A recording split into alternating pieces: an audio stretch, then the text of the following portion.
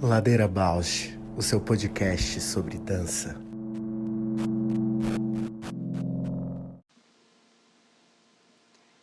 Ladeira Bausch é um encontro semanal para mover pensamentos de corpo. Um podcast que se propõe a horizontalizar a dança na sua vida, para a dança horizontalizar você. Toda segunda-feira, um novo episódio com temas para dar voz a uma dança mais perto de você, contando o que nem sempre vai para a cena, sem glamour e sem mito.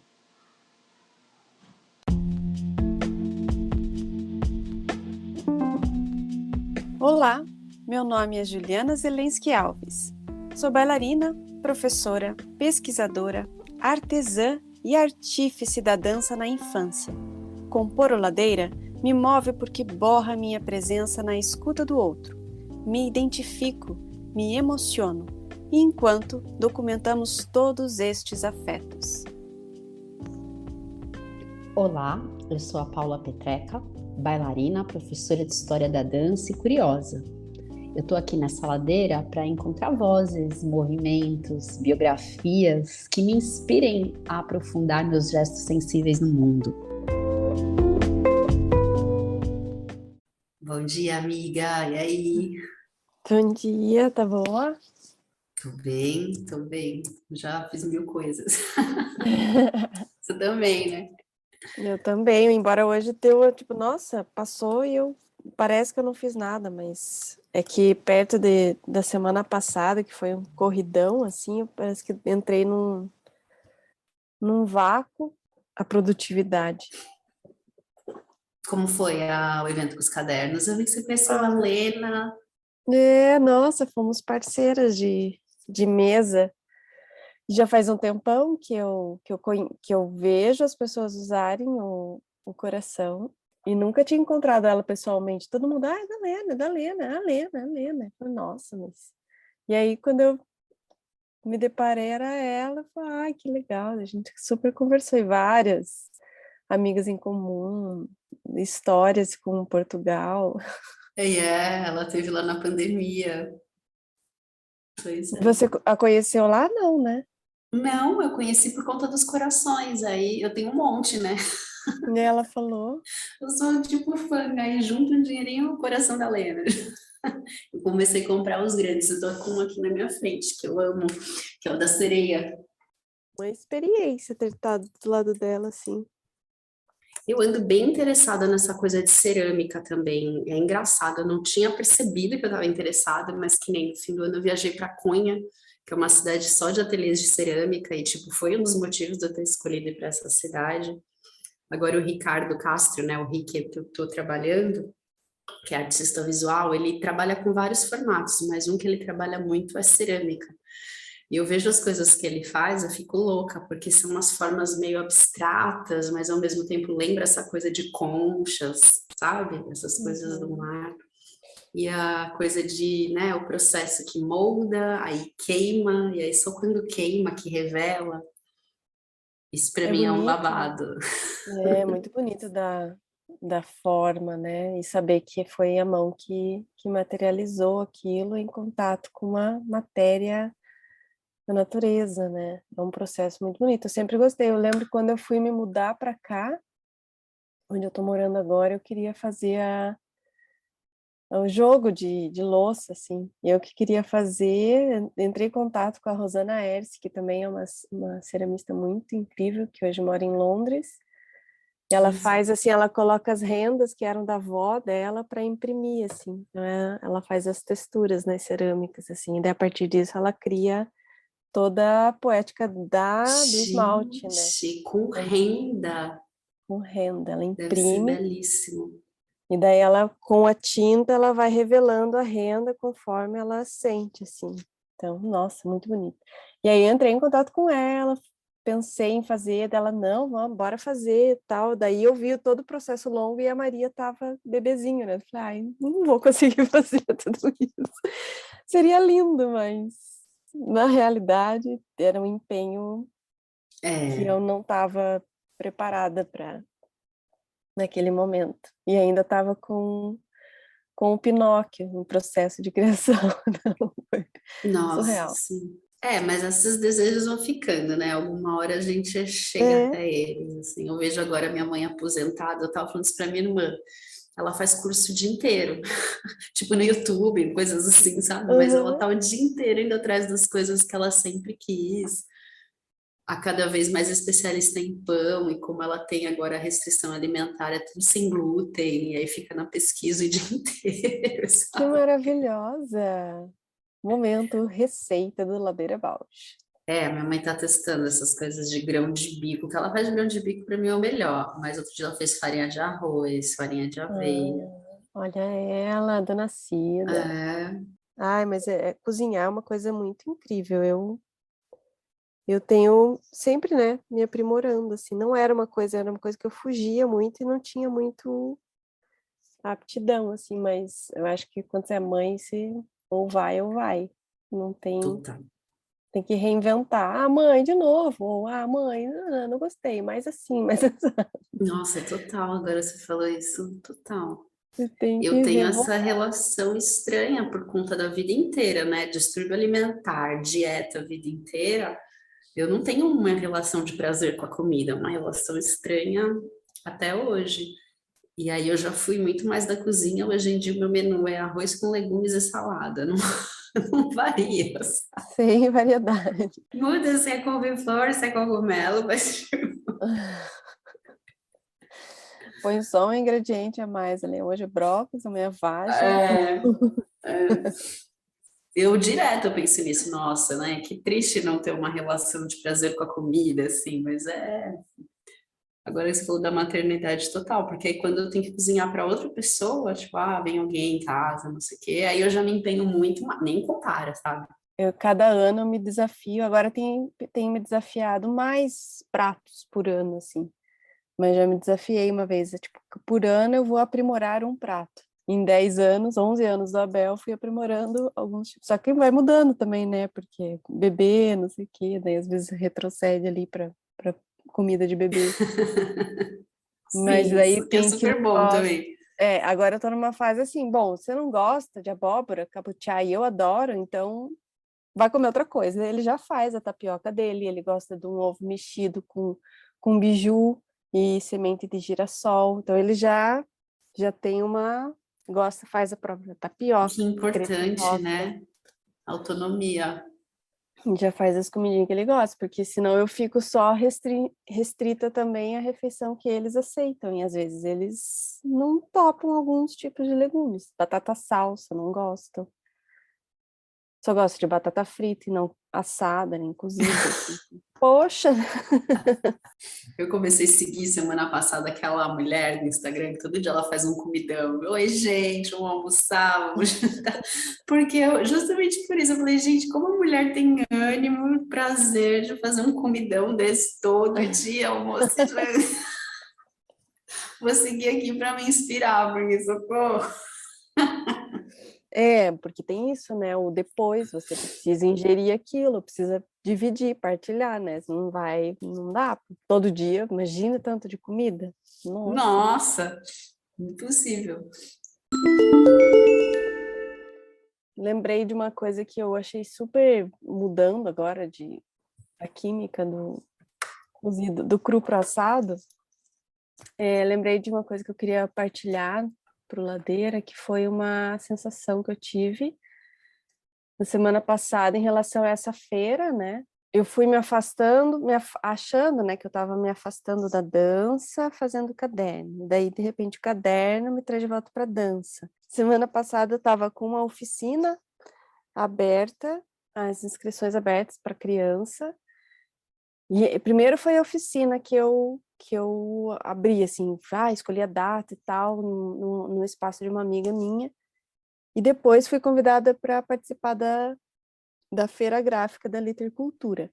E eu falei, puxa, mas eu vou ter que me dividir. Conseguia fazer uma parceria com uma outra artista, que ela poderia estar no momento da oficina, mas fiquei dividida, né? Porque é outro empenho, assim, no mesmo horário e tal. E era em outra cidade, então ia ter que ir um deslocamento e não estava muito do agrado, assim.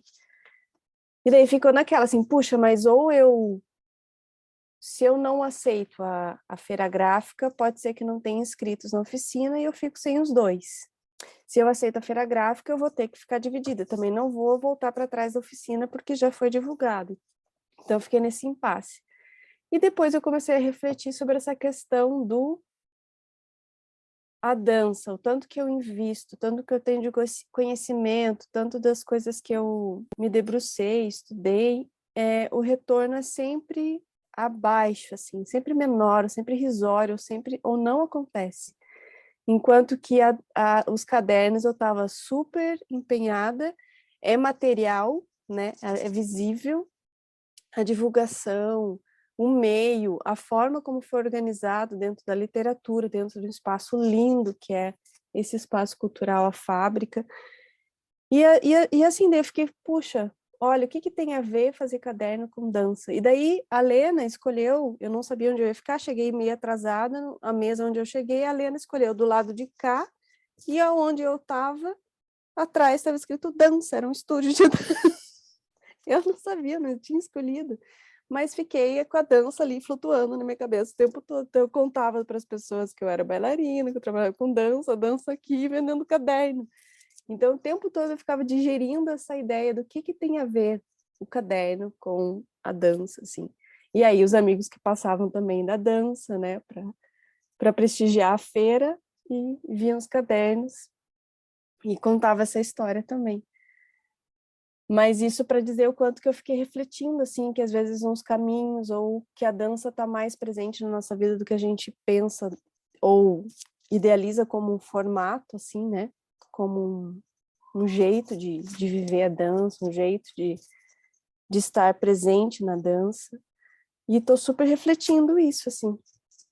Tô com várias reflexões, até uma que tem a ver com o caderno, vou até pegar o caderno aqui. Um caderno antigo meu de aulas. Mas então, semana passada eu dancei, né, com o Rick na performance. Gente, essa performance é um babado.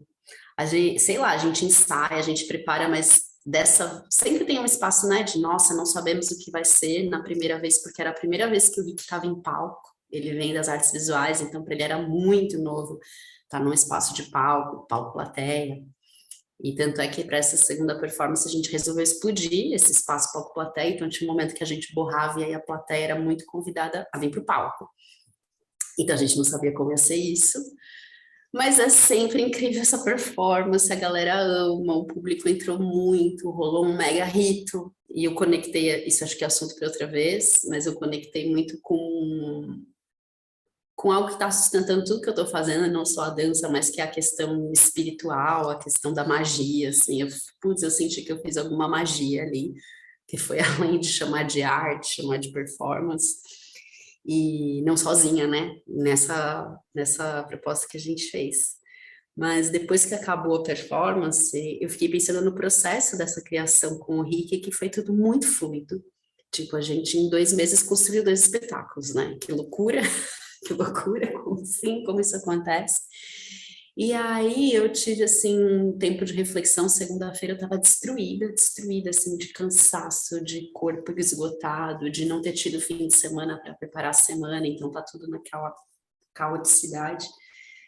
E aí eu lembrei muito de quando eu fiz o CO lá em Portugal, e eu vou falar assim a relação que eu fiz, né? Tanto no CO, que foi um primeiro solo, assim, quanto no Trovas, que foi um solo depois de anos trabalhando só em grupo, foram momentos onde eu me entreguei tanto para um processo criativo solitário que eu fui mergulhando no CO, no lugar muito intensivo, né? De às vezes ficar 12 horas por dia lá naquele espaço, estudando esse espaço, e no Trovas um processo intensivo, né? Foram 3 anos construindo um solo.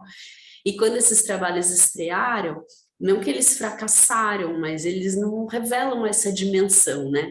De todo esse investimento do que foi feito no processo. Então, quando acabou o CO, quando acabou o Trovas, eu morri. Nas 2 vezes eu morri. Do Trovas eu tô morta até agora, de alguma maneira, né? Tanto que você deu e ficou esvaziado. Mas depois, o desdobramento do CO, né, eu vim para o Brasil, criei uma companhia que era o CO, chamava CO também, e Foram 10 trabalhos com essa companhia, e eu sinto que em cada trabalho eu estava ali ainda elaborando alguma questão daquele solo, então de alguma maneira o solo pode ter fracassado, mas ele me deu um sustento aí de quase uma década. E eu tive essa sensação agora com o Trovas, né? Tipo, o Trovas pode não ter tido a dimensão que eu esperava, mas com certeza eu só criei esses trabalhos com o Rick. Tudo que está me sustentando vem desse Trovas, sabe? E aí eu fiquei pensando assim, né? Eu já tive 2 relacionamentos de longo prazo com artistas, um músico, um artista visual, e que no momento em que eu me relacionei com essas pessoas, esses artistas estavam em crise nas suas carreiras. E é muito assombroso conviver com um artista em crise, né? Porque esse lugar do esgotamento, esse lugar onde a pessoa produziu muito, fez muito, criou muito, e às vezes essa criação, muitas vezes a criação também acontece e o esvaziamento vem do mesmo jeito, né? É muito complexo esse lugar do artista, do processo criativo. Para além da crise, eu acho que há coisas que essa criação vai reverberando. Quando você traz a relação com o caderno, para mim, eu fiz conexão total. Às vezes não é exatamente na obra, às vezes é num outro aspecto da vida ou numa outra produção que aquilo reverbera e cria outros sentidos para a coisa, né? Só que é tão complexo lidar com isso na vida, tão complexo. Eu fiquei pensando nesse lugar tanto do sustento financeiro complexo, tanto nas relações sociais, que de repente você morreu. E ninguém entende porque você está morto, que você está sofrendo, que abismo é aquele, né? Hoje eu estava conversando com uma amiga que ela fez balé comigo por muito tempo na escola do Guaíra, e hoje ela é confeiteira. Não só fez a faculdade de dança também. Pensar assim é que ela está performando, né? Que a vida dela foi performar hoje, voltando à questão da comida, né? Que a gente estava falando, assim, num prazer de se alimentar bem ou se alimentar com esse prazer intenso da confeitaria, né? E aí me faz pensar uma coisa do quanto que a gente aprende a separar a dança na vida e a ter que justificar o porquê que a gente quer dançar, o porquê que a gente está escolhendo isso, ou para poder dançar precisa escolher como profissão, se não é um hobby, a gente não quer a dança só no lugar de hobby, porque ela tem uma simbologia, um significado, um sentido muito maior. E aí, quando a gente passa por esse conflito de ter que, né, se assumir profissionalmente, você também não quer reduzir aquilo como profissão, porque também é um conflito. O valor que ela tem para a gente ter um significado de dinheiro, né? Ou ter essa relação monetária com o que a gente sente da dança. E aí esse conflito entre a gente aprender o que é ser, ou por que a dança está na gente, ou ter que separar a dança nesse sentido, então profissionalmente, então você tem que fazer aqui é onde você... E aí a gente não tem um lugar muito amplo de conhecimento do quanto a gente pode trabalhar, né? Desbravamos, então de repente aqui pesquisadora, acadêmica, professora, coreógrafa, bailarina, diretora, ensaiadora, daí a gente vai pluralizando esses espaços, mas ainda assim acho que tem muito a ser explorado, né? Historiadora, museóloga da dança. Mas eu sinto que você, outras pessoas que a gente conhece, tem um lugar de muita reflexão sobre o que faz, né? Às vezes nem transparece, mas de problematizar. Eu lembro muito, tipo, sei lá, quando você começou a dar aula no SEM, eu ia fazer suas aulas, que suas aulas eram incríveis e você estava ali dando a aula e ao mesmo tempo questionando o que você estava fazendo, e a aula era incrível. E aí eu fico pensando quanto isso, às vezes, sei lá, refreia alguns processos. Quando eu falei do caderno, eu achei um caderno de aulas que eu dava em 2013. E eu achei umas aulas incríveis. Umas aulas fantásticas, que na época eu tinha muita dúvida, que na época eu não acreditava nessas aulas. E aí eu achei uma aula em 2013, é um curso praticamente, que ele é todo em cima dos chakras. Eu acho que eu nem estava ainda tão dentro do yoga, assim, mas eu criei, eram aulas relacionadas aos chakras. E quando eu olho isso hoje em dia todo mundo está fazendo, né? Tem 1000 métodos de dança através dos chakras, mas tipo, eu penso assim, como é que eu não visualizei, como é que eu não comuniquei, como é que eu não publicizei, sabe? E mesmo em relação ao podcast, a gente foi muito pioneira no podcast, agora tem vários, e alguns às vezes até que estão mais não é mais ouvidos, sei lá, mais publicizados do que o nosso, mas eu fico pensando, será que é esse processo de questionar que refreia a gente? Ou será que é a falta de um treino de, ok, então isso é um produto, sabe? Esse curso dos chakras é um produto, esse podcast é um produto. Eu tenho muita dificuldade com isso, né? E fiquei pensando como confiar que esse negócio é bom, porque há quase 10 anos atrás eu não confiava, e agora 10 anos depois eu olho e falo, caramba, isso é bom, sabe? E uma ideia de que agora você falou do produto, você falou da criação, que vira uma morte, não sei o quê. O quanto que a gente... Aí lembro da Mônica, lembro da Cunifas, essa ideia de que a nossa vida está muito intrínseca, implicada com a dança, ou muito separada. Porque você não pode viver, que nem a Mônica falava, eu queria ir para festa, eu queria ir para balada, eu queria ir para praia e não podia. Então aí você tem que viver algo muito deslocado para você se legitimar naquela carreira. Então era só mesmo sendo bailarina de uma companhia para eu poder seguir carreira na dança. E aí que conflito, né? Porque daí seria tão simples se a gente falasse, não, isso é um produto, ok, vou deste produto desdobrar e aprofundar para um próximo produto. Tudo bem, não vai matar a minha pesquisa, ou não vai matar o meu processo de criação, ou tudo que eu faço, tudo que eu desenvolvo, por contornar e recortar toda a minha pesquisa em um único produto, agora, né, neste momento. Que eu sinto que outras profissões são muito... O teatro já tem mais facilidade nisso, né? É um texto e é ok, aquela produção, tá tudo certo. E gira com aquela produção.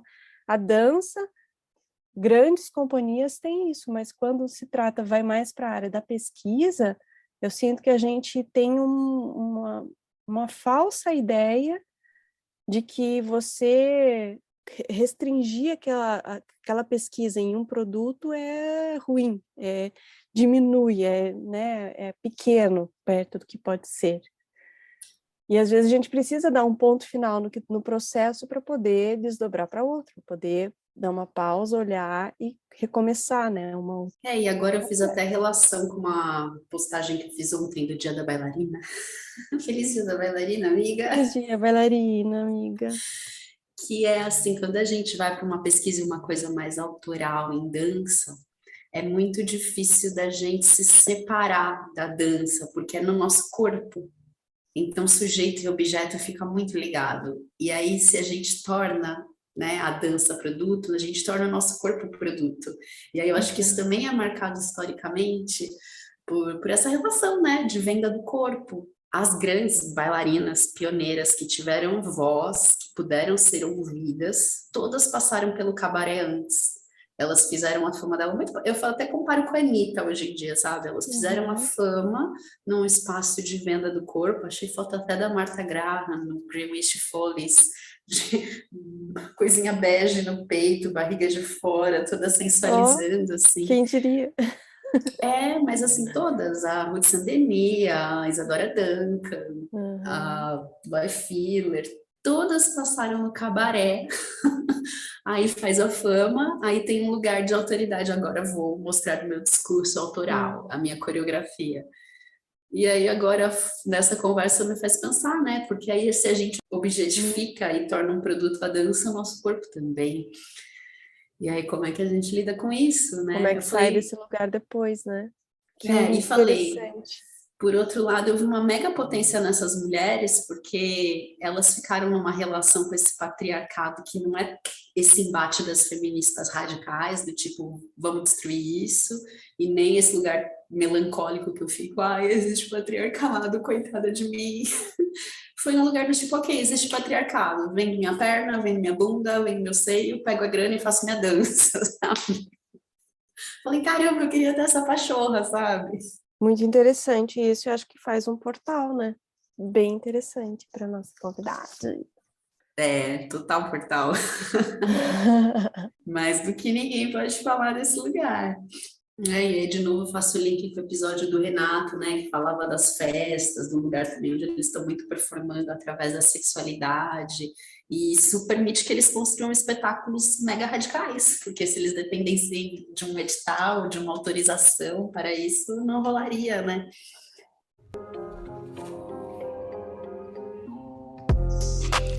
O Ladeira Bausch tem uma parceria com o Portal Mood. Você pode seguir a gente por lá e acompanhar as novidades sobre dança exclusivas desse portal. Se você tem interesse por uma parceria com o Ladeira, manda sua proposta pra gente. ladeirabausch@gmail.com.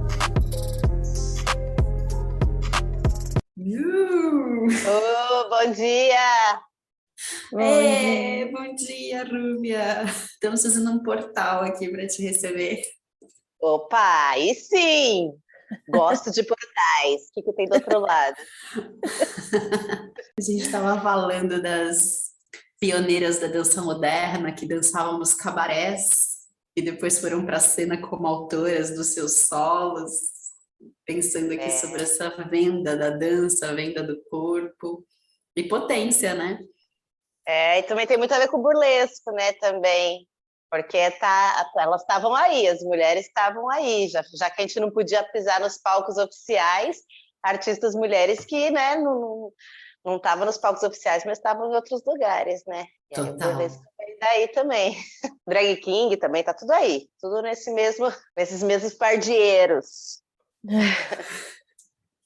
Oi, Ju, bom dia. Rúbia, bom dia, bem-vinda, que coisa boa. Mas bem, vamos começar então com a sua apresentação de quem é você na Ladeira, conta a sua história. Meu nome é Rúbia Romani.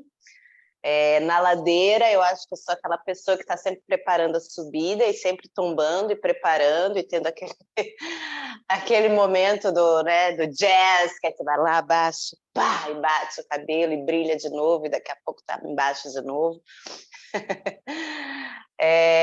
Eu tenho aí uma longa trajetória na dança, comecei no balé clássico, fiquei 16 anos no balé clássico, mas também eu era meio descomportada para o balé, ficava criando narrativas no espelho, então acabei indo para o teatro no meio disso, que era impossível disciplinar aquela bailarina. E aí acabei me formando em artes cênicas, mas a dança estava sempre junto, né, com o teatro, então as coisas estavam sempre... eu sempre tentava esconder um lado para mostrar outro, ou tentar esconder um outro lado para mostrar outro, mas eles estavam sempre se cruzando, então não teve jeito. Eu acho que eu acabei mesclando os dois muito bem, assim, nos últimos anos. E aí eu não tinha exatamente o que eu gostava, o que eu não gostava, então eu fui me jogando em muitas experiências na vida, eu queria ter a experiência mesmo, conhecer pessoas, conhecer outras realidades, outras maneiras de se expressar artisticamente. Então, essa minha promiscuidade artística também me levou para essas múltiplas facetas que hoje em dia eu tenho trabalhado. E nos últimos 8 anos eu estou completamente imersa na sexualidade, na erótica, também no cabaré, com, né, essa arte erótica, cabareteira, esse êxtase também que a gente encontra tanto no cabaré quanto também em outros lugares também de estudo do corpo aí, que aí também acabei encontrando o Tantra no meio desse caminho, e aí também o Tantra entra também na minha trajetória aí. Então eu tô multifacetada, tem um lado que eu trabalho masculino, que é o Rubão, com o meu drag king.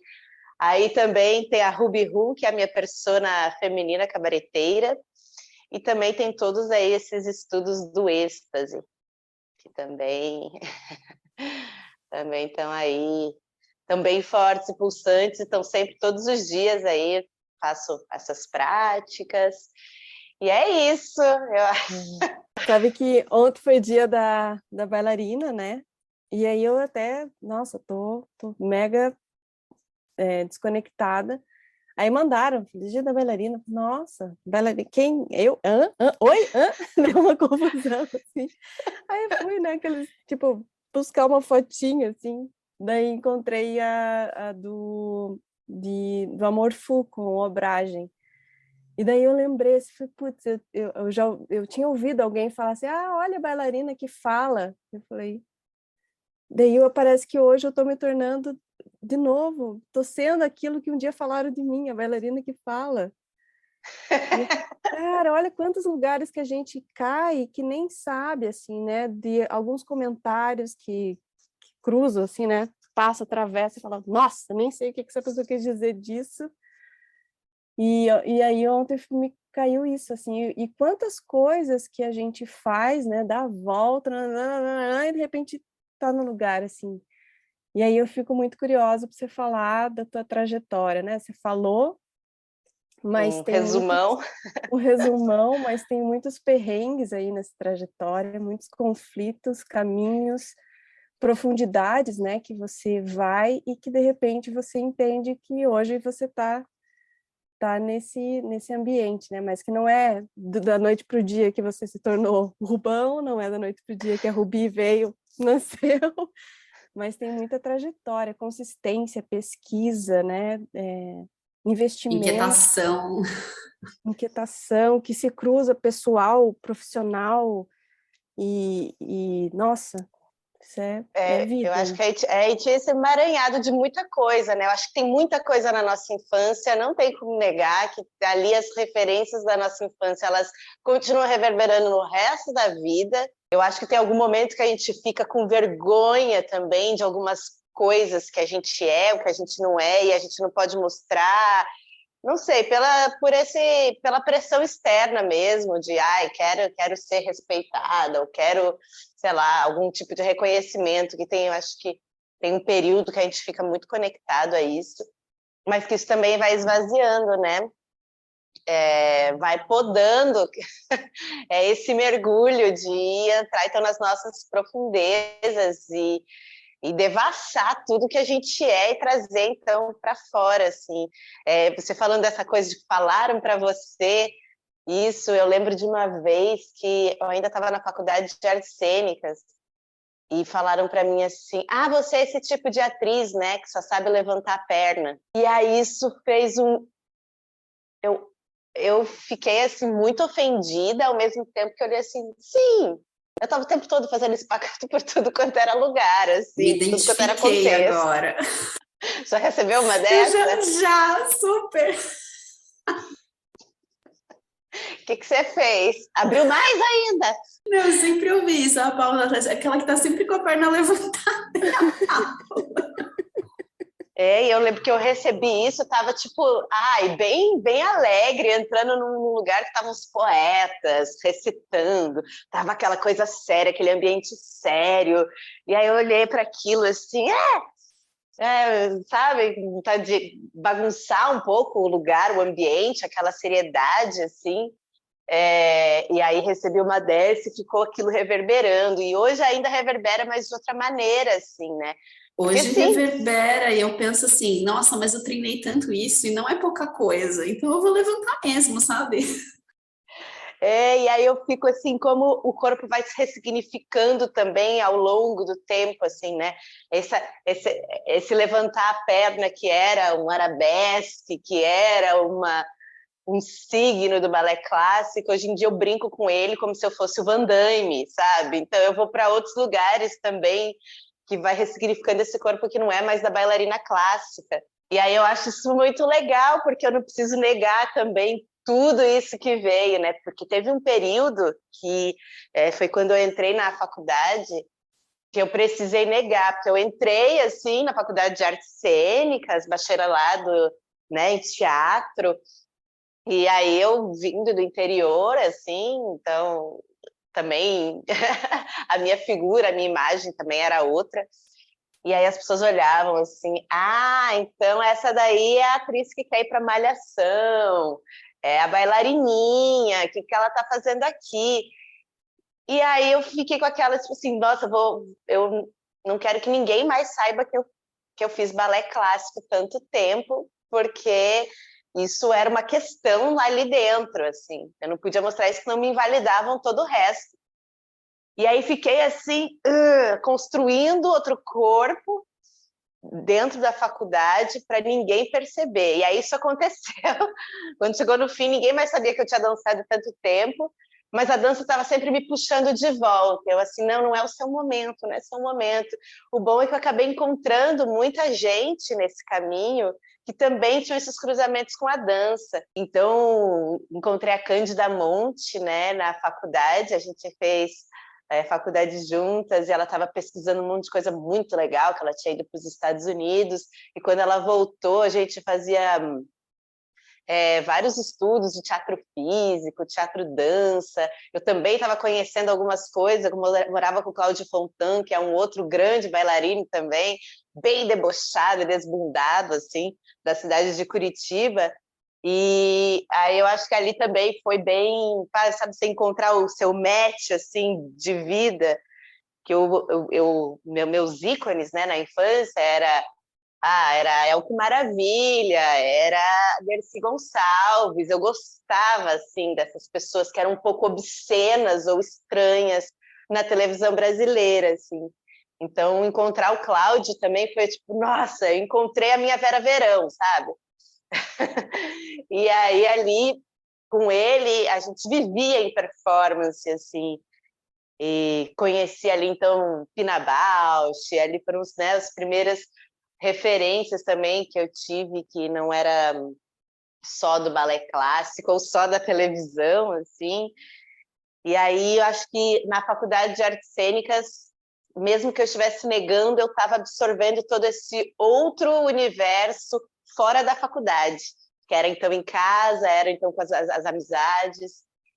E aí, quando saí da faculdade, fui encontrando outros pares e fui me jogando aí, né? Hoje em dia eu vou vendo que eu vou caçando esses fragmentos da trajetória, da vida, assim, que eu não estava exatamente preocupada em o que é que eu vou ser. Eu vou experimentar, né? Dos 20 aos 30, acho, principalmente, né? Se jogar para experimentar um monte de coisa mesmo, que querer correr muito atrás do vou ser alguma coisa, já está negando um monte de coisa que a vida deve estar te apresentando e você não está vendo, né? E aí trabalhei com várias pessoas assim do teatro de horror, trabalhei com o Paulo Biscaia um tempão, e aí ali eu muito pude me jogar na canastrice, nos estereótipos, e eu adoro construir personagem também. E aí ver que hoje em dia isso aparece no drag, né? E continuo criando, né, essas personas, esses personagens. Trabalhei muito tempo também e trabalho de vez em quando ainda com o Jorge Alencar e com o Neto Machado, lá da Bahia. Então também trazer o humor para a dança, isso tá ok, assim, né? Que antes aquela maneira de eu olhar para a dança era sempre de uma maneira muito séria, muito disciplinada, e já não me identificava, né? Desde criança, na verdade, eu me identifiquei só com isso, mas sempre gostei muito da dança. E aí parece que quando teve aquela virada, assim, dos 29 para os 30, o retornão de Saturno batendo, assim, as crises todas, meu Deus, o que eu estou fazendo na minha vida? Você vai fazendo a retrospectiva da vida toda, como se estivesse passando numa matéria tá na recuperação da escola, mas na verdade está na recuperação da vida toda, assim. Parece que você vai passar toda a matéria da sua vida até você, nossa, entendi alguma coisa. E acho que foi com os 30 essa virada de ir recolhendo todas essas experiências e fazendo o meu caminho aí. E aí foi aí que teve a virada, que apareceu, e no período de 1 ano, apareceram todas as coisas que eu trabalho hoje em dia, assim, apareceu o Drag King, apareceu o burlesque, e apareceu o Tantra. Então, até depois desse ano que apareceu tudo, e tudo estava, assim, tão falando profundamente com a minha alma, também tinha me afastado de todo mundo, assim, foi um período que eu precisei ficar muito sozinha mesmo, precisei integrar essas coisas no corpo. Tirei 1 ano sabático depois disso, assim, tipo, nossa, o que aconteceu? Esse monte de coisa aparecendo, e fui viajar, fiquei acho que 1 ano meio que por aí, integrando essas coisas. E aí quando eu voltei, falei, agora eu vou botar para jogo. Foi essas coisas aí todas que eu tô trabalhando, né? O King, o burlesco e o Tantra. O Tantra cruzado com a cena, né? Que aí eu trago os experimentos do Tantra, das dos êxtases que vivo nas práticas, como também transponho para a cena também, esses cosmos. Nossa, acho que ressoa bastante com a gente, né? Essa história toda de também deambulações, né? De caminhos que vão se cruzando e mostrando outros lugares. Mas eu acho que eu tenho mais interesse também de ouvir, assim, o que te leva, né, para esse universo do drag king, do Rubão, como é que o Rubão aparece aí na tua vida, e como que você hoje, né, se posiciona quando você vai para a cena encarnando essa outra personalidade. Nossa, o Rubão é um caso de amor e ódio. A louca, não chega a ser ódio. Mas eu tenho muita crise fazendo ele também, porque acho que ele veio de uma crise, e eu sempre me emociono falando dele, que acho que tem muito a ver com meu pai, enfim, né, tem uma relação bem difícil ali, também de ser foi meu herói por muito tempo e virou meu vilão, e o Rubão apareceu justamente no momento em que eu levei um golpe financeiro bizarro dele, assim, e ele nunca mais falou comigo. Também eu tinha me separado de um homem naquele momento, então eu estava com muita mágoa, muito ressentimento, assim, dessa masculinidade, né, dominante. E aí, e também acho que foi uma sincronicidade de muitas coisas que aconteceram naquele momento. Eu estava dessa maneira. Também acho que o movimento feminista também estava levantando e discutindo muitas coisas, né? Então, todos esses gaslighting, manspreading, todos esses tópicos, enfim, todos esses comportamentos, né, que agora ficam mais evidentes para a gente, né, que a gente consegue identificar e que a gente não conseguia identificar na época, também estava começando essa discussão. E eu não tinha conhecimento da teoria queer naquele momento, nunca tinha olhado para a gente como uma construção que é reiterada desde o nascimento, e eu lembro exatamente quando parece que a teoria queer caiu em minha cabeça, assim, e abriu uma fenda temporal, e eu vi como se fosse um filme, assim. Eu estava num bar com um amigo, um bar botecaço, assim. E um guardanapo caiu no chão. E eu me levantei para pegar o guardanapo, bem assim, bem Cláudia Raia, bem Dita Von Teese, bem musical, assim. Mas eu não tinha percebido que eu estava fazendo isso. Eu só fui lá e fui pegar o guardanapo como se fosse orgânico isso. E um amigo meu que estava me vendo, ele começou a rir. E eu não entendia por que ele estava rindo. E ele assim, por que você está fazendo todo esse show para pegar um guardanapo que caiu no chão? Mas que show, o que eu fiz? Não estou entendendo. E aí ele levantou e fez o meu gestual igualzinho. E a hora que eu ia falar assim, isso é natural do meu corpo, meio que parece que eu buguei aí. Que eu me vi ali naquela gestualidade, me vendo naquilo, eu falei assim, nossa, mas não é natural do meu corpo. Olha lá, ele acabou de levantar e fazer idêntico. Isso não é natural, isso está sendo construído no meu corpo. Desde quando? E aí fez um... E parece que eu fui voltando a tudo o que, né, construiu o meu corpo até hoje. Voltei, então, né, aos anos de balé clássico, a todos os lugares que me foram permitidos e negados como mulher, tudo, então, que eu consumi também, de filmes e brinquedos, roupa, tudo. E eu falei, nossa, quer dizer que isso está sendo construído desde que eu nasci, e eu me vi como um avatar, assim. Eu falei assim, nossa, o meu gestual é assim, por conta disso, por conta daquilo. E fui embora muito estranha para casa. E eu fiquei dias orbitando nessa questão, assim. E eu ficava muitas horas me olhando no espelho, procurando ver como é que era o tamanho do meu sorriso, sabe? Me olhando como um boneco mesmo, assim, como é que eu pego um prato, como é que eu lavo a louça, como é que eu espero alguém? E eu ficava tentando me flagrar no espelho o tempo todo, assim. Então, eu entrei numa viagem profunda, e aí nessas sincronicidades todas eu fui para o Interação e Conectividade, que é um festival lá na Bahia, de dança contemporânea. Fui lá trabalhar 10 dias.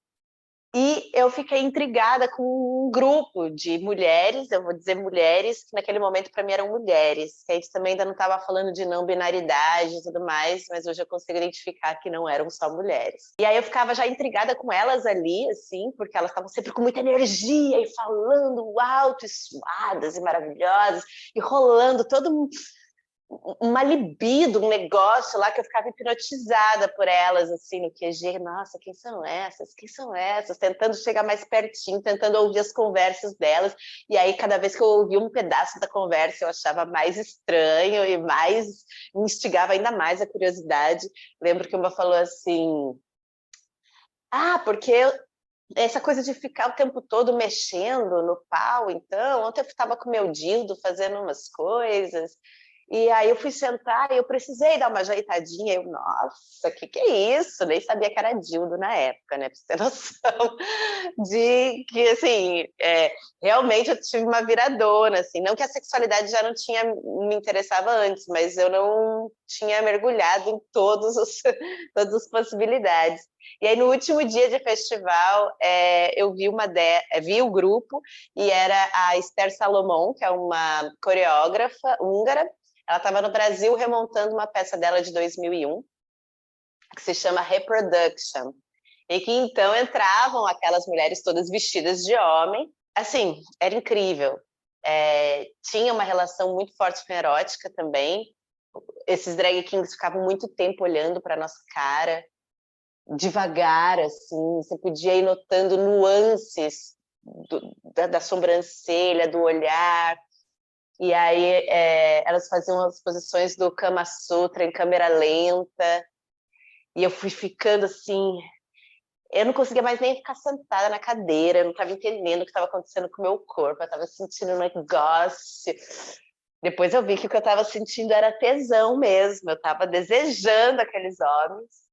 E depois eles ainda saíam vestidos, saíam e ainda vestiam uma montação feminina em cima da montação masculina, e novamente as identidades se pulverizavam. E eu fui ficando enlouquecida com aquilo, e a hora que eu saí daquilo, eu voltei para Curitiba. Eu preciso fazer isso, eu não sei como, não sei quem faz isso. E aí logo uma amiga minha me convidou para fazer um curta-metragem, que é o Love Doll, que era assim, do primeiro ano de faculdade dela, então é amador, mas acabou ganhando muitos lugares, assim, viajou para muitos festivais nacionais e internacionais LGBTQIAP+, foi para o Canal Brasil, no programa de Jean Willis, foi para vários lugares, assim, e aí eu também tive várias sacadas com esse filme circulando, que eu notava por aí que eu não via outros corpos que não fossem dos homens cis também no meio LGBTQIAP+, assim. Tipo, onde estão as minas na montação? Onde estão os filmes? Então, tipo, tava tudo isso junto, pulsando em mim, assim.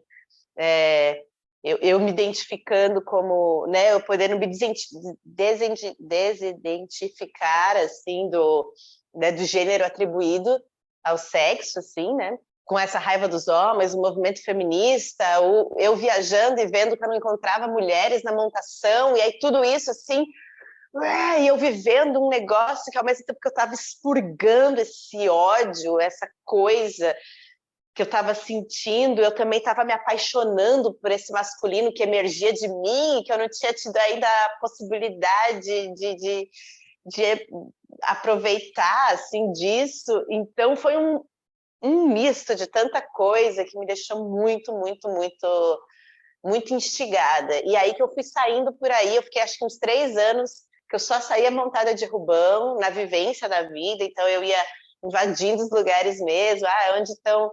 Queria invadir vários lugares da masculinidade, assim. Então eu ia para os botecão, dos veinhos que fica assim, tomando cerveja a tarde toda e jogando jogando dominó, aí para onde as gays estão lá fazendo suas festas proibidonas, aonde estão, né? E aí eu fiquei muito tempo nessa pesquisa, quase como um laboratório, assim.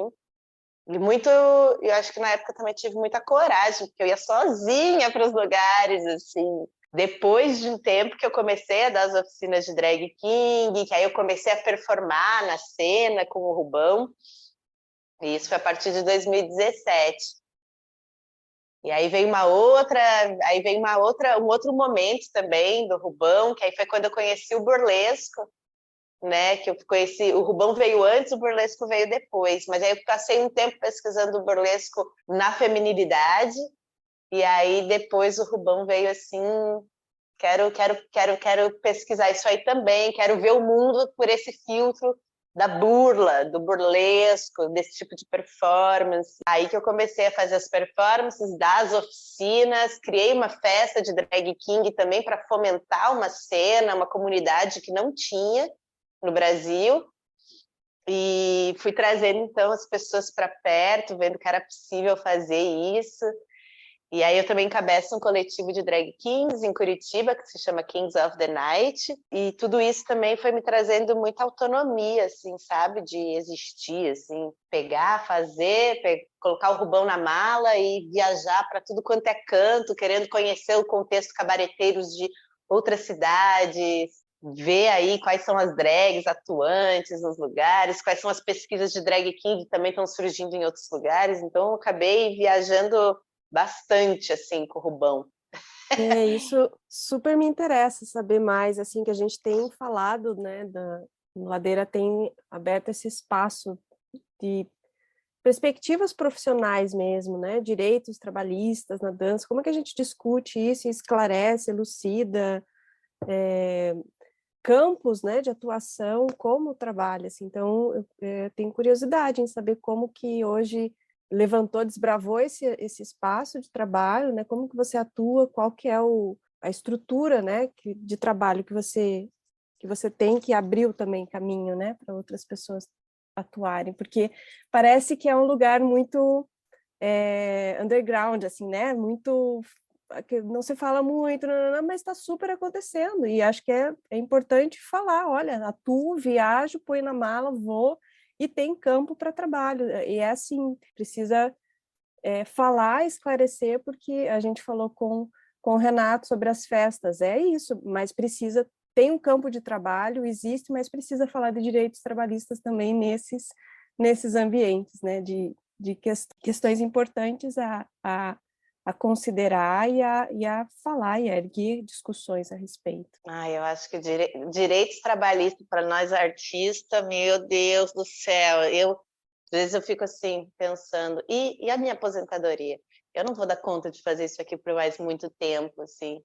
Tenho pensado em transições de carreira também, né, como indo para outros lugares, porque é isso, é tudo muito na raça. Primeiro que a gente já trabalha por, sei lá, 15 pessoas, né? Porque a gente vai fazendo tudo, toda a produção, também toda a parte artística, né? Então, som, figurino, movimento, né? O que isso quer dizer, tudo, né? Toda a concepção, e ainda tem que fazer toda a parte de produção, achar o lugar, tentar vender o seu trabalho, achar um lugar que vão te acolher, para você poder fazer, porque também muito lugar nem sabe disso que você está fazendo. Ainda fazer a divulgação, ainda tá nas redes. Aí, às vezes, eu dou uma surtada com isso, mas, ao mesmo tempo, que eu me sentia muito, muito, muito amarrada quando eu saí da faculdade, e eu só pensava, nossa, para eu conseguir produzir alguma coisa, eu vou ter que ter uma estrutura imensa, assim, de pagar um teatro, pagar um iluminador, pagar não sei o quê, se eu não consigo nem ter para mim, como é que faz, assim, né? Então, eu acho que essas artes não oficiais, aí, o underground, a gente consegue se virar com a própria precariedade, mas estamos falando de precariedade, é precário. Não temos direito algum, a gente recebe muito menos do que a gente gasta, então tem que fazer muito para garantir o mínimo, assim. Isso também está ficando insalubre. Tem os louros, mas tem também toda a parte penosa. Ainda mais que eu acho que eu fui abrindo um campo, então teve essa luta mesmo, de ter muito investimento sem nenhum retorno financeiro. Mas é porque era o meu fogo no Edi mesmo que me fazia movimentar e querer ir mais. Porque se fosse por conta de grana, eu realmente nem tinha começado. Tem mercado, mas que precisa ser amadurecido, né? Precisa amadurecer e levantar. Tem que profissionalizar as drags, tirar elas só ali da boate. É uma arte tão inventiva, que tem tanta coisa também para falar e tudo mais.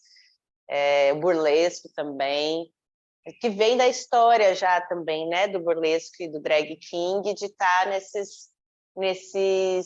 nos music halls, no cabaré, que é um lugar que sempre tem gente, é sempre o proibidão, é o lugar que sempre está todo mundo, então sempre vai ter público, mas que não é valorizado como deveria, assim. Eu senti que na pandemia a gente começou a ter uma visibilidade maior, então foi ali que eu consegui os primeiros editais para os Kings, então faz pouco tempo, que foi ano passado que a gente passou nos primeiros editais e tudo mais, que não tinha também de ações afirmativas e voltado para esse público. Os editais também completamente sucateados, esses aí, né? Tipo, 10 mil reais, o que você faz com 10 mil reais, né?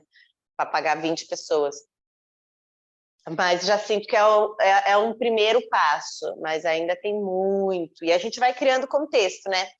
Tipo, eu vejo que a MSD, assim, a gente está muito criando também esse mercado, né? Criando um mercado também, não só do consumo da nossa arte, mas também de dar cursos, vivências, também uma coisa também que está meio ali, que se cruza também com uma terapia corporal,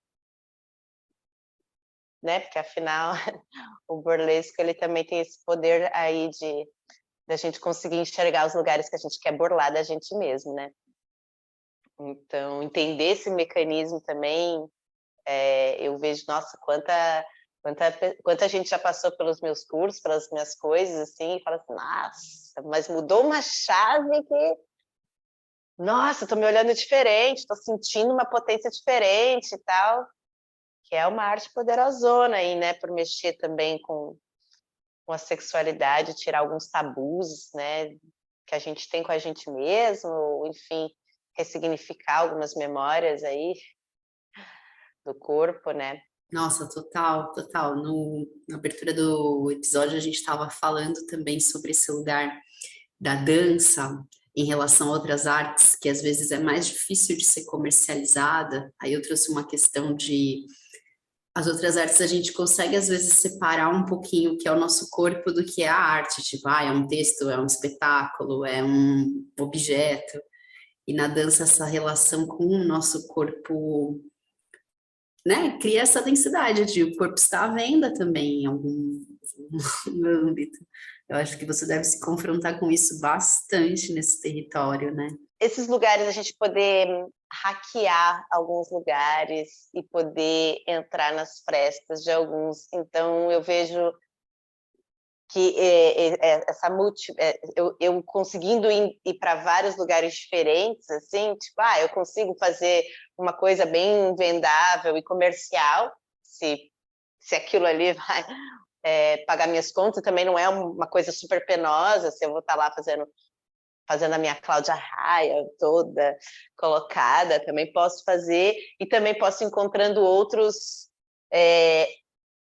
maneiras de subvertendo esses lugares também. Às vezes as coisas ficam meio bugadas assim também, mas eu gosto também de, sei lá, ir para um pátio batel e de repente levar um Rubão que vai fazer um estrago ali. E aí eu vou embora satisfeita também com alguns estragos que dá para fazer, mas esse corpo que você pode estar se vendendo e pode estar subvertendo, eu acho que isso também está na raiz do burlesque, sabe? porque a nudez também no burlesco, ela vem daí, já que um corpo nu acaba sendo um chamariz, como uma isca, eu vou ali ver umas meia pelada, né? Acaba sendo um chamariz, uma isca, e aí a hora que você fisga, você dá o seu recado, acaba dando na cara, assim, né, da coisa, assim, subvertendo tudo o que estava sendo esperado por aquele público. Então, a gente também consegue lidar com esse lugar, assim, de estou à venda, só que não, qual é a medida do que eu vendo, do que eu não vendo, quais são as minhas negociações, assim, sabe? Que incrível isso, nossa, parece que agora você falando deu um salto de sentido, né? Nesse meu trabalho que você tem desenvolvido e que tem muita extensão e profundidade, assim, né? Que é isso, você atua no lugar que é visto ou à margem, ou tangenciando, assim, né? Ou com um olhar muito que diminui, assim, mas que você consegue, é esse lugar que você fala que você subverte e dá o recado e cria sentido, faz para mim todo sentido quando você falou da história da dança e que você falou, né, que foi negando e que daí as pessoas chegou no momento final da faculdade que elas não sabiam que você era bailarina, então o quanto que a atuação, assim, você consegue criar esse sentido, e isso faz sentido para você, né, porque você usa o seu corpo, coloca o seu corpo como um instrumento ali para criar essa confusão, criar esse conflito, despontar essa discussão, né? Muito, muito bonito isso. Eu gosto da confusão, sabe? Se bem que agora, assim, tô ficando mais velha, tô começando a querer fugir das confusão. Mas sempre gostei muito, assim, porque eu acho que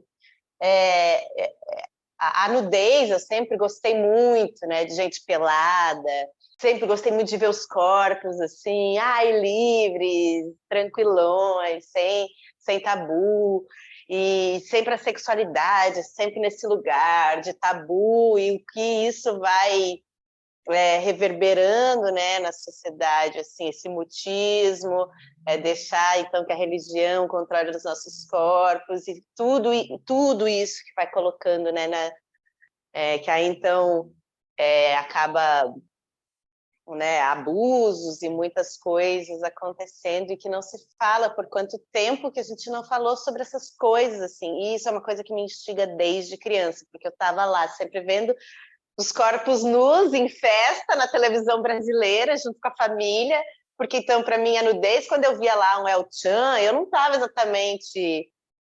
claro que hoje em dia eu olho e entendo as problemáticas de tudo isso também, mas para mim, quando eu era criança, para mim a nudez estava sempre relacionada à alegria, à festa, ao carnaval, e eu achava lindo aqueles corpos dançando por horas, entrando no êxtase, né, nesses outros esses momentos que parece que a gente sai do cotidiano e se permite a sair, né, desse sentido único da existência, essa sua identidade que você tem que ficar o tempo todo reiterando ela. Então, esses espaços essas zonas autônomas temporárias, eu acho que desde criança que eu olho para isso, e eu olhava para minha família assistindo aquilo tudo e sentia que todo mundo estava, ao mesmo tempo que gostando do que estava vendo na TV, estava ali, assim, aquele clima tenso e nunca se falava de sexo e a nudez proibida. Então, isso sempre foi uma coisa que me instigava muito. E aí, para mim, fazer o burlesco que parece que conecta tudo isso, sabe? Eu fisgo de uma maneira, dou meu recado de outra, e aí as coisas parece que vira uma redenção, assim, sabe? E ao mesmo tempo tá nesse lugar popular também, também tá ligado ao entretenimento, à arte popular, da gente estar ali conversando com o público, olhando na cara, né, de não estar só no teatro, nesse lugar, então, né, sacralizado da arte, assim, no teatro, mas eu tô ali nas festas, nos outros lugares, então também poder me comunicar dessa maneira me faz muito sentido, assim. olhando para as minhas revoltas de criança e adolescente. A gente falou na introdução sobre essa crise, assim, de que às vezes a dança está muito mais... A dança no sentido de o corpo poder extravasar dançando é muito mais presente ou tem sido esquecido na nossa cultura só em momentos autorizados, né? Ou para você justificar esse momento, você precisa estudar e ser profissional. Então, o quanto isso cria confusão na gente, né? Internamente. Daí a gente fica criando desculpa, ou fugindo, ou querendo se criar fugas para poder justificar o gosto ou a necessidade humana de querer dançar, né? Então, isso, nossa, fez uma volta aqui. E aí, para mim, faz esse lugar da fala, né? Às vezes a expressão do corpo, a dança, não sei o quê, e daí volta lá a bailarina que fala, a atriz que levanta a perna, esse lugar que a gente atravessa, assim, é atravessado mesmo, né?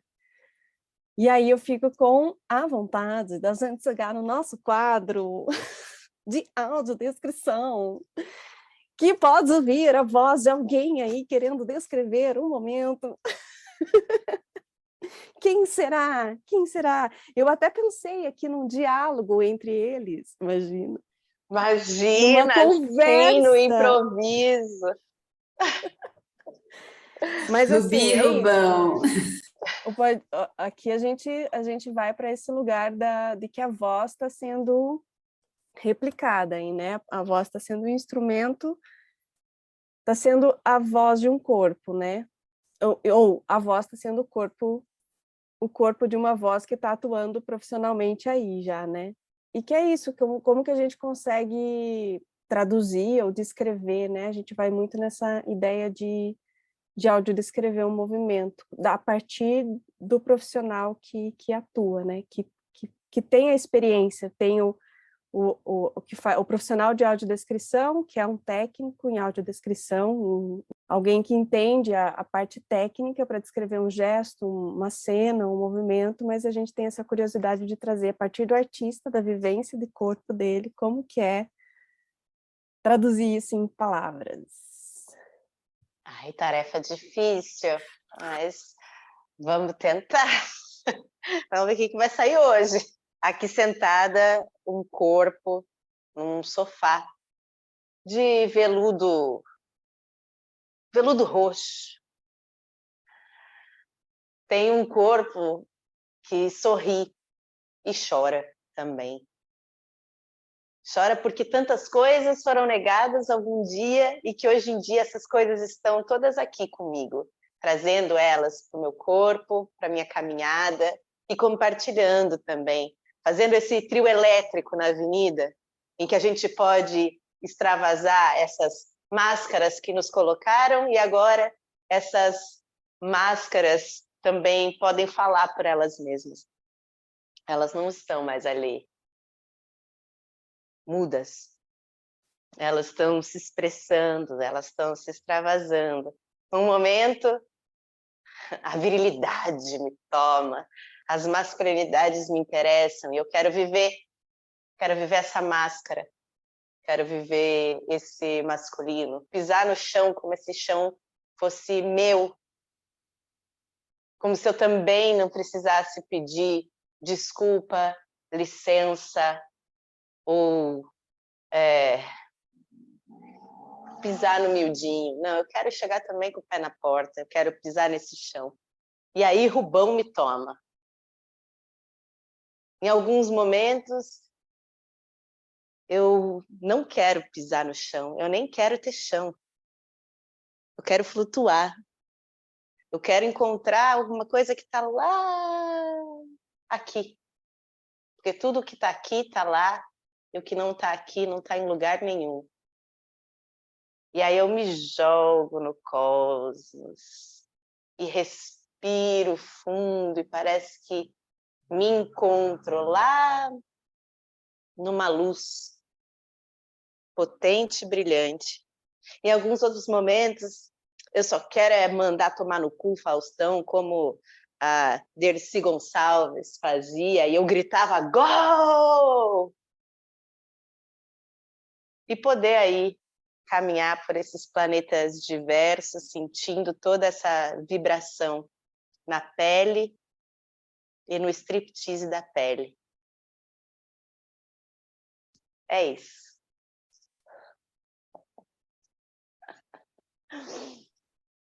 Intenso. Nossa, muito intenso.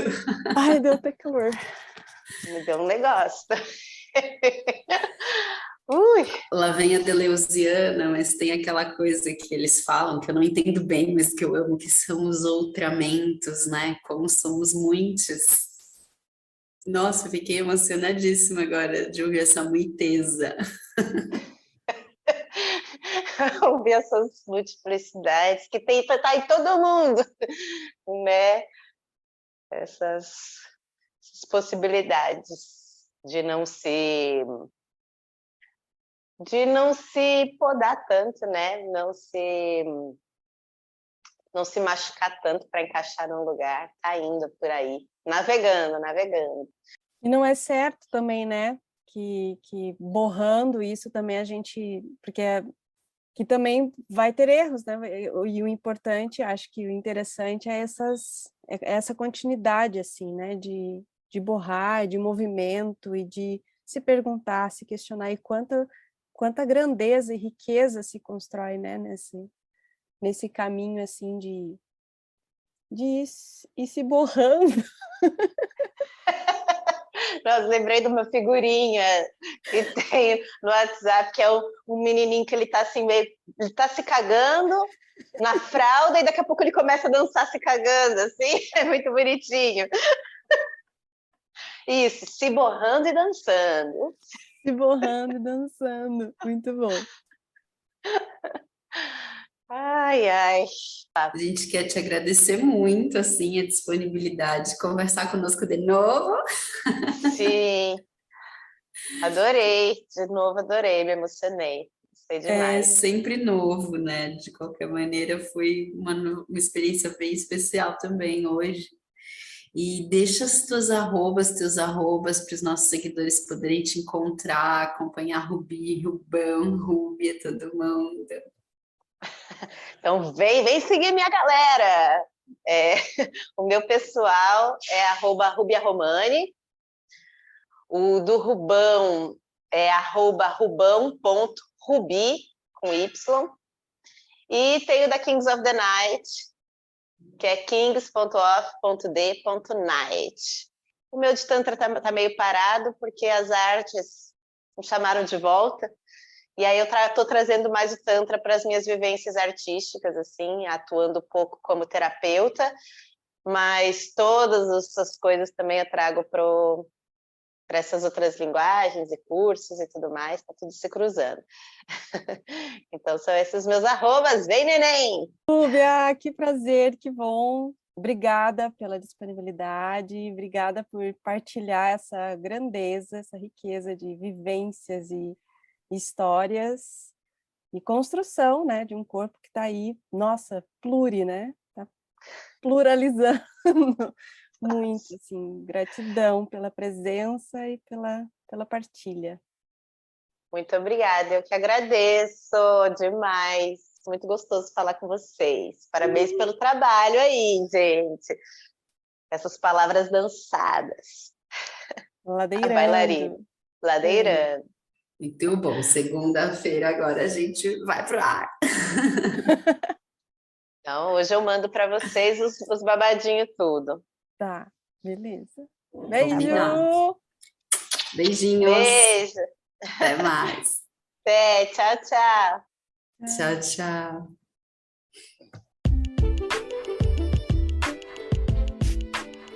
Olá, ouvintes do Ladeira Bausch. Estamos tão gratas por toda essa escuta. Queremos anunciar que agora temos uma campanha no Apoia-se. Caso queira contribuir com algum destes episódios, nos incentivar a continuar produzindo, entra lá no site do apoia.c/ladeirabausch. Estaremos lá. Beijo a Bausch!